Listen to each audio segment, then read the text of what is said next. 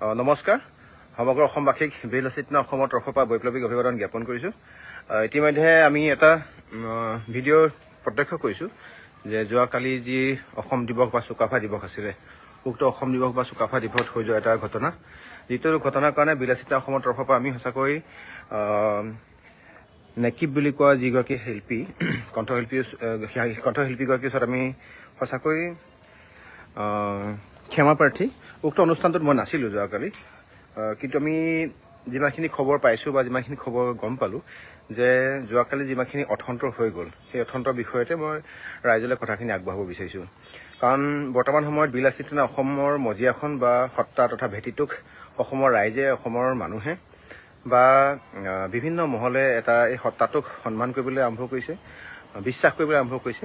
কিন্তু এনে ক্ষেত্ৰত বা এনে পৰিপ্ৰেক্ষিতত যদি এনেকুৱা ধৰণৰ কিবা অনাকাংক্ষিত ঘটনা বা পৰিঘটনা ৰাইজে প্ৰত্যক্ষ কৰে বা লক্ষ্য কৰে, ৰাইজসকল তেওঁলোকে বা অসমবাসীয়ে ভাগি পৰে বা আমাৰ বিলাচিতা অসমৰ সত্তাটোৰ ওপৰত তেওঁলোকৰ প্ৰশ্নবোধ আহি পৰে। গতিকে আমি এইটো মুহূৰ্ততে সমগ্ৰ অসমবাসীক এটা কথাই জনাব বিচাৰিছোঁ যে আপোনালোকে গম পায় যে বিগত 24 নৱেম্বৰ তাৰিখে আমাৰ বিলাচিতা অসমৰ লাচিত দিৱস আছিলে।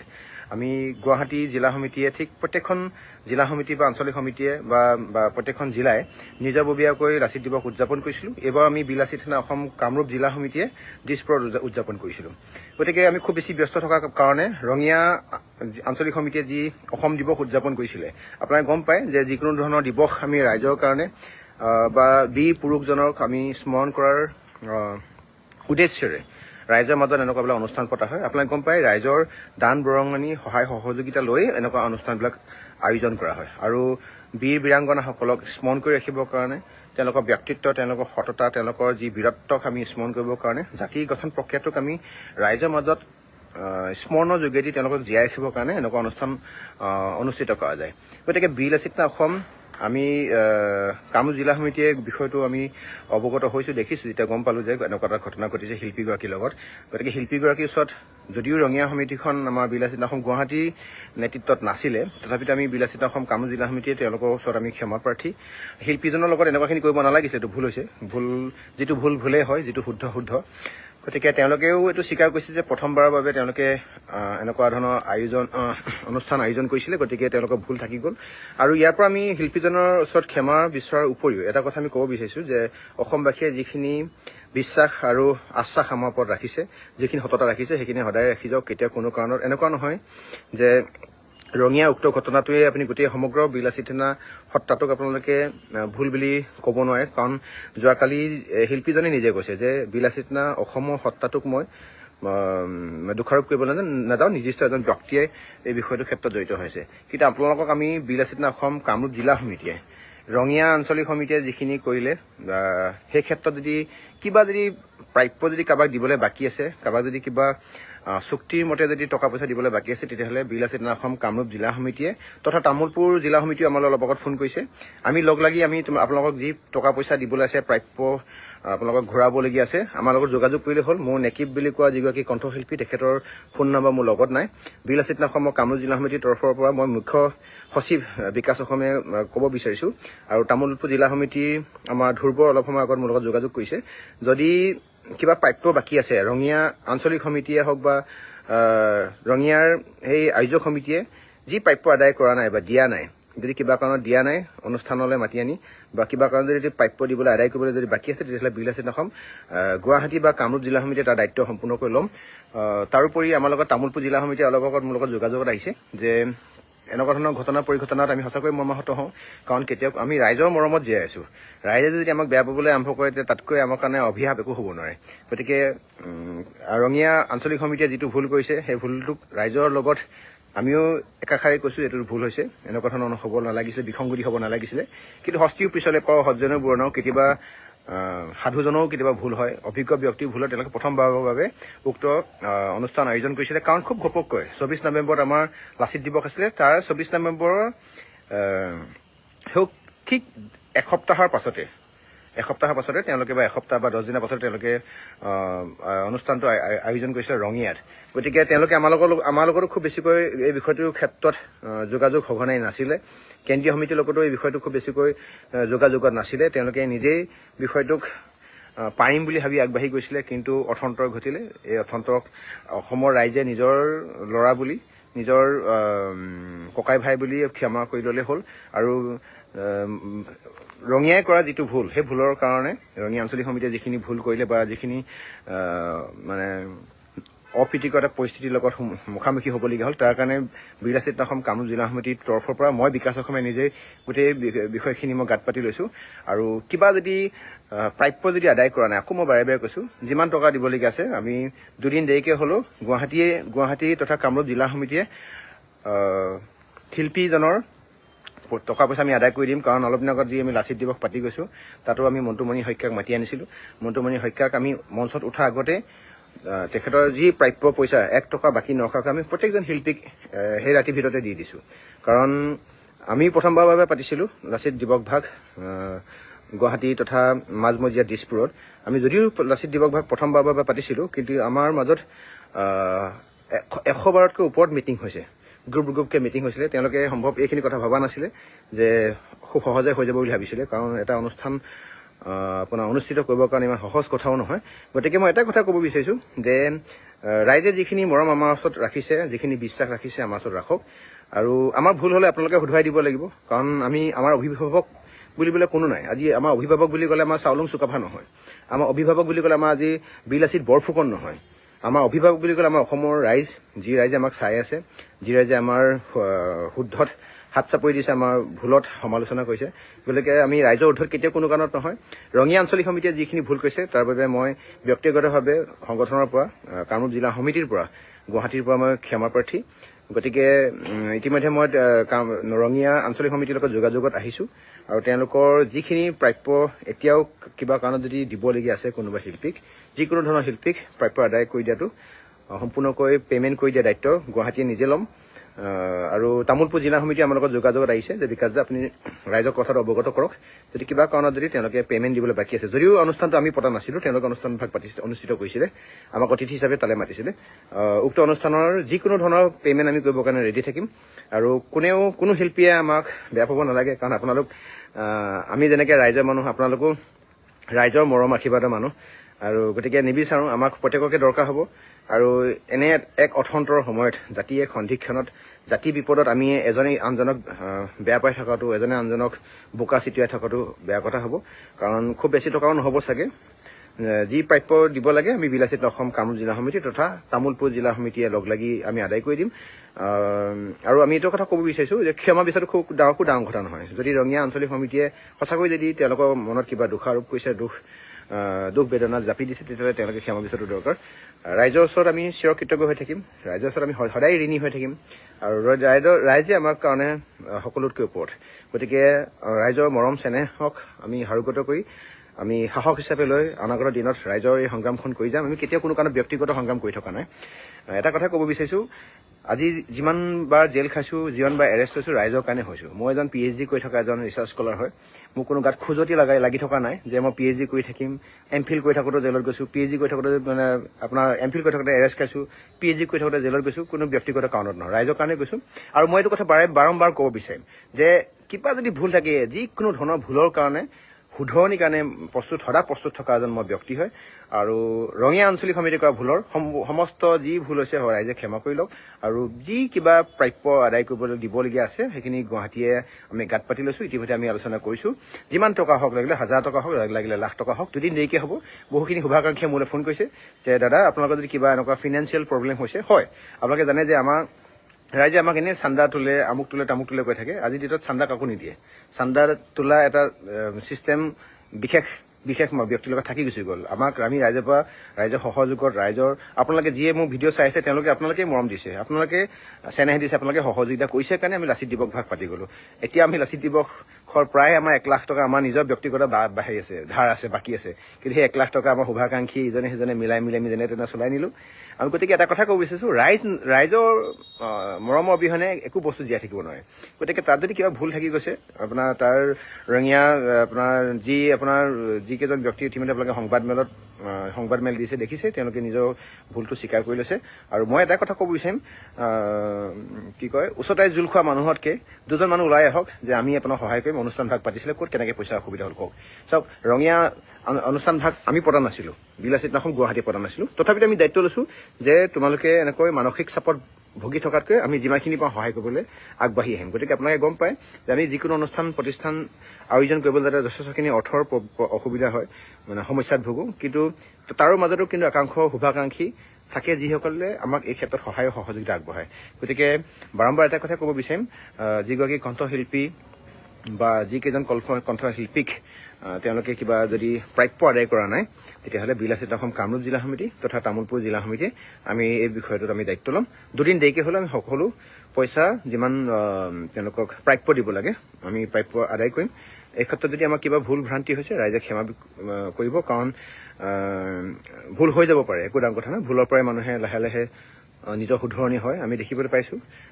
যিসকলে তাতে কথাবিলাক নেতিবাচক দিশেৰে বা ঋণাত্মক দিশেৰে কথাখিনি কৈছে তাতকৈ ইতিবাচক দিশেৰে যদি আপোনালোকে সাহস দিয়ে চাওক আমি আহি থকা দিনত আকৌ কাম কৰিবৰ কাৰণে সাহস আৰু সহযোগিতা তথা প্ৰেৰণাৰ উদ্দীপনা পাম আপোনালোকে যদি আমাক নেতিবাচক দিশেই কৈ থাকে আমি ইয়াৰ পৰা একো পোৱা নাই সংগ্ৰামখনৰ পৰা আমি একো নাপাওঁ সংগ্ৰামখনৰ পৰা আমি পুলিচৰ কোপ পাওঁ সংগ্ৰামখনৰ পৰা আমাৰ লাল দাগ লাগে সংগ্ৰামখনৰ পৰা আমি কাৰাৰুদ্ধ হওঁ সংগ্ৰামখনৰ পৰা আমাৰ বহুতখিনি কিবা কিবি ঘটনা ঘটি থাকে গতিকে মই ৰাইজক এটা কথাই মই বাৰ ক'ব বিচাৰিম যে আমাৰ যদি কিবা তেনেকুৱা ধৰণৰ ভুল আছে আপুনি নিজৰ ককাই ভাই নিচিনাকৈ ভাবি আমাক আলোচনা কৰক সমালোচনা কৰক কি আপুনি এনেকুৱাকৈ নাভাবিব যে আমি বিষয়বিলাক ব্যক্তিগত বিষয় গতিকে ৰাইজক কিবা এটা কৰিবলৈ যাতে অথন্ত ঘটিব পাৰে দেখিছোঁ বহু পুৰুধা ব্যক্তিও বহু তেনেকুৱা অভিজ্ঞতাৰ পৰিপুষ্ট ব্যক্তিও ভুল হৈছে গতিকে আমাৰ তেওঁলোকৰ যদি কিবা ভুল হৈছে আপোনালোকে ক্ষমা কৰি লওক আমি কেতিয়াও কোনো কাৰণত ৰাইজৰ উৰ্ধত নহয় শিল্পীৰ উৰ্ধত নহয় গতিকে আমি আহি থকা কম দিনৰ ভিতৰত তেওঁলোকৰ যি কিবা যদি প্ৰাপ্য দিবলৈ আছে আমি প্ৰাপ্য আদায় কৰিম মই এটা ব্যক্তিগত মই অভিজ্ঞতাৰ পৰা কৈছোঁ এইবাৰ আমাৰ লাচিত দিৱসক মোক প্ৰায় 6.5 লাখ টকা খৰচ হৈছে গুৱাহাটীত যে আয়োজন কৰিছিলোঁ আমাৰ বাজেট আছিলে 5.5 লাখ মানে 1 লাখ টকা বেছিকৈ হৈ গুচি গ'ল 1 লাখ টকা বেছিকৈ হৈ যোৱাৰ পাছত সেই 1 লাখ টকা ক'ৰ পৰা মেনেজ কৰিম গতিকে ইয়াত বিভিন্ন ধৰণৰ ব্যক্তি আহি পেলাই মোক সহায় সহযোগিতা আগবঢ়াইছে মই ব্যক্তিগত পাৰ্চনেলি মই মানুহক ফোন কৰি পেলাই সহায় বিচাৰিছোঁ সহায় কৰিছে আৰু গম পায় যে এনেকুৱা ধৰণৰ হয় আপোনাক মই অনুষ্ঠান ভাগ পাতিবৰ কাৰণে টকা 10,000 দিম বুলি আগতে কৈ থলোঁ আমি সেইটো হিচাপত কথাখিনি আগবাঢ়োঁ কিন্তু যেতিয়া সময় আহি পৰেহি তেতিয়া 10,000 জেগাত কোনোবাই 1,000 দিয়ে কোনোবাই 2,000 দিয়ে বা কোনোবাই 5,000 দিয়ে কোনো এজন এনেকুৱা ব্যক্তি নোলায় যিজন ব্যক্তিয়ে 1 লাখ টকা দিম বা 10,000 টকা দিম বুলি কৈ 20,000 দিয়ে 50,000 দিম বুলি কৈ 1 লাখ টকা দিয়ে গতিকে সাংঘাতিক ধৰণৰ সমস্যাৰ পৰে আৰু এনেকুৱা ধৰণৰ হয় আমি অনুষ্ঠান ভাগ যেনেকৈ আয়োজন কৰিম বুলি ভাবোঁ তাতকৈ বেছিকৈ বাজেটটো ওপৰত গুচি যায়গৈ গতিকে নিজৰ ব্যক্তিগত পইচা লগায়ো অনুষ্ঠান ভাগ আমি সাফল্যমণ্ডিত কৰিবৰ কাৰণে চেষ্টা কৰোঁ এনে ক্ষেত্ৰত এইটো ব্যক্তিগত কাৰোবাৰ বিয়া নাছিলে ব্যক্তিগত কাৰোবাৰ সকাম নাছিলে ৰাইজৰ অনুষ্ঠান আছিলে কিবা এটা অৰ্থন্ত হৈ গ'ল ৰাইজে ইমান বেছিকৈ বিষয়টো বেলেগকৈ ল'ব নালাগে আমি যিকোনো ধৰণৰ সমস্যা যেনেকৈ এতিয়া ৰাইজৰ সন্মুখত পৰিস্ফুট হৈছে মুকলিকৈ আহিছে ঠিক তেনেকৈ যদি কিবা বাকী আছে আমি অলপমান সময়লৈ বিলাসিতা অসম গুৱাহাটী আকৌ বাৰে বাৰে কৈছোঁ আমি কথা ক'লে মুখৰ কথা বিলাসিতা অসম বিশেষকৈ মই কৈছোঁ মুখৰ কথা মোৰ লটৰ পটৰ নহয় যি কম তাকে কৈ পাওঁ গতিকে গুৱাহাটীয়ে এইটো দায়িত্ব ল'ম আৰু তামোলপুৰ জিলা সমিতিয়ে মোলৈ ফোন কৰিছে তামোলপুৰ জিলা সমিতি আৰু গুৱাহাটী জিলা সমিতিয়ে যেনেকুৱা ধৰণৰ বাকী এটা যদি জুইচলাও যদি বাকী ক'ৰবাত থাকি আছে তাৰ দায়িত্ব আমি ল'ম ধন্যবাদ জয় অসম অটল অদম্য আৰু অজয় স্থিতিত বিলাসিতা অসম আছিলে আছে সদায় থাকিব জাতিৰ প্ৰত্যেকটো বিপদত আছিলে আছে সদায় থাকিব আপোচবিহীন যি সংগ্ৰাম এই সংগ্ৰাম সদায় থাকিব অতিবাহিত থাকিব কেতিয়াও কোনো কাৰণত এই আজি অনুষ্ঠান এটা পাতিছে সেইটো খুব সৰু কথা কিন্তু আহি থকা দিনবিলাকত কেতিয়াও কোনো কাৰণত জাতিয়ে বা কেতিয়াও কোনো কাৰণত অসমীয়া এই সত্তাটোৱে ভয় খাব নালাগে যে বিলাসিতা অসমে ক'ৰবাত আপোচ কৰিব বিলাসিতা অসম অনাগত দিনত অসম আৰু অসমীয়াৰ সন্মুখৰ পৰা ঢাল হিচাপে কাম কৰিব ধন্যবাদ জয় অসম যোৱাকালি এটা যি ঘটনা হ'ল আমাৰ ৰঙিয়াত এখন অসম দিৱস উদযাপন পাতিছিলোঁ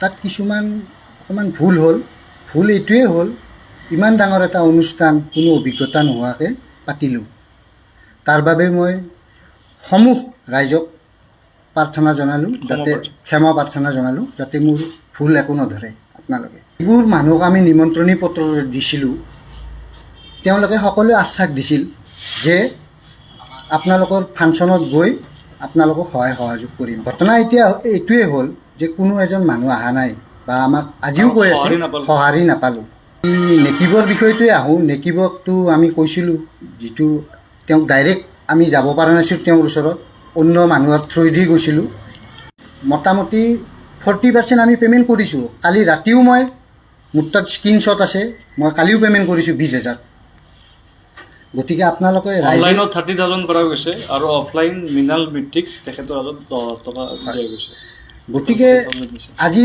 নিউজবোৰ যেতিয়া বেয়াকৈ ওলালে সেইটো অকণমান মনত দুখ পালোঁ। যেতিয়া আমি বাইক ৰেলী শৃংখলদাৰ যেতিয়া আমি বাইক ৰেলী কৰিলোঁ, ঠিক 3টা বজাত বাইক ৰেলী কৰিছোঁ, 4:30 বজাত আমি ফিল্ড আহি পাইছোঁ, য'ত সভা অনুষ্ঠিত কৰিছোঁ। সভা অনুষ্ঠিত কৰাৰ সময়ত মানে ৰঙিয়াৰ যিখিনি স্থানীয় ৰাইজৰ কোনো আমি মানে সহযোগিতা দেখা নাপালোঁ। তাৰ ওপৰত তাৰমানে আমি মানে আমাৰ শংকা আহিল যে ৰাতি বা কি অৱস্থা হয়। সেই গতিকে লগে লগ আমাৰ তাতে এভিডেঞ্চ আছে, ৰেকৰ্ডিং শুনাই দিব পাৰোঁ। সিহঁতৰ সংগীত শিল্পীৰ মানে কৰ্তৃপক্ষক ফোন কৰি পিনে আমি জনাই দিছিলোঁ যে ৰাতি আপোনালোকে আহিব নালাগে, কাৰণ আমাৰ মানে ৰাইজৰ সঁহাৰি একেবাৰে কম।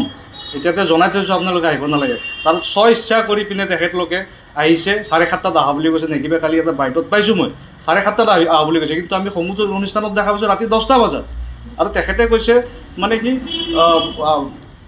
অনুষ্ঠান কেতিয়া হ'ব, আমাৰ বোলে কোনোবা কৰ্মকৰ্তা সুধিছে, মানে অলপ সময় পিছত ষ্টেজত অলপ সময় ষ্টেজত উঠাম। সেইবিলাক কথা যদি মানে কোনো প্ৰমাণ দেখুৱাব পাৰে, আঁঠুকাৰি মাফ খুজিম আমাৰ এইটো। মই 100% অনুতপ্ত। আমাক মানুহে কিয় সঁহাৰি দিয়া নাই? কালি ইমান ডাঙৰ এটা অনুষ্ঠান পাতিছোঁ, অভিজ্ঞতা নাই, সেইটোক লৈ পাতিছোঁ, সেইটো বহুত ভুল হৈছে। আৰু আপোনালোকে সম্পূৰ্ণ সহযোগ কৰক। এতিয়া সেই আগৰ বিল লাচিত খানা নাই, যিহেতু মই লিড লৈছোঁ, মোৰ পৰিচালনাত চলাম। শৃংখল চলিয়াৰ লগত ডাইৰেক্ট আগত নাম্বাৰ নাছিলে, কথা পাতিছোঁ। মই ডাইৰেক্ট দিনটোৰ খবৰ চব দিম। মোৰ মতে মোৰ সদস্যবোৰ চলিব লাগিব। আপোনাৰ মই সদস্য নহয়, তুমি নহয়, তুমি নিতু এতিয়া আগত যিটো নিতুত আছিল, এতিয়া নিতুৰ জেগাত মই আহিছোঁ। আমি নতুন উঠি আহিছোঁ। মই বিশেষকৈ মই লিড লৈছোঁ ৰঙিয়াত।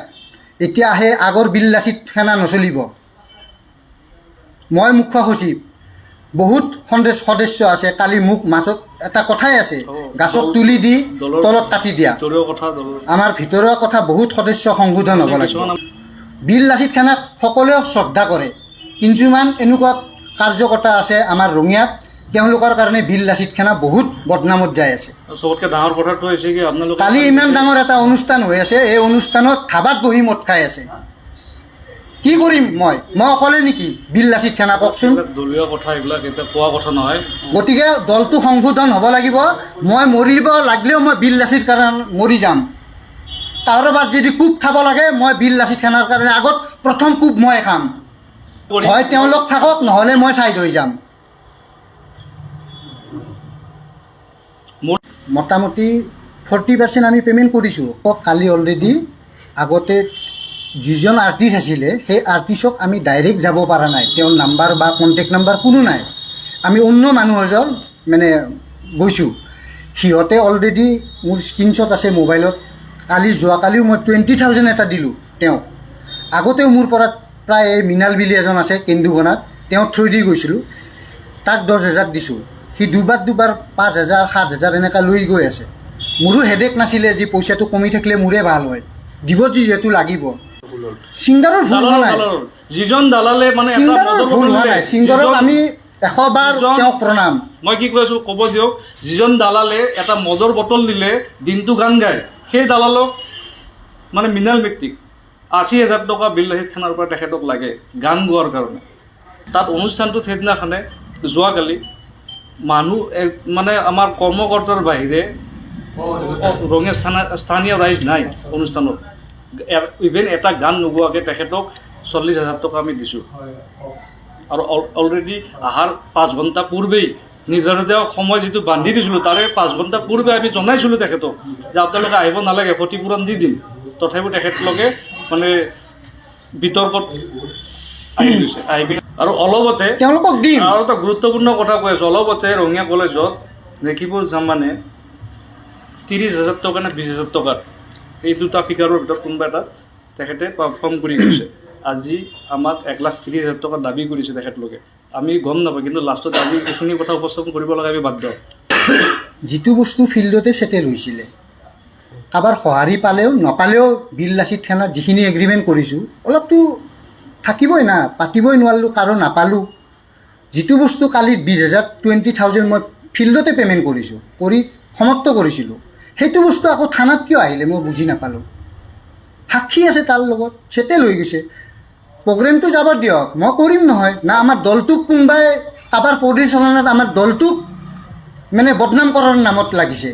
যিকোনো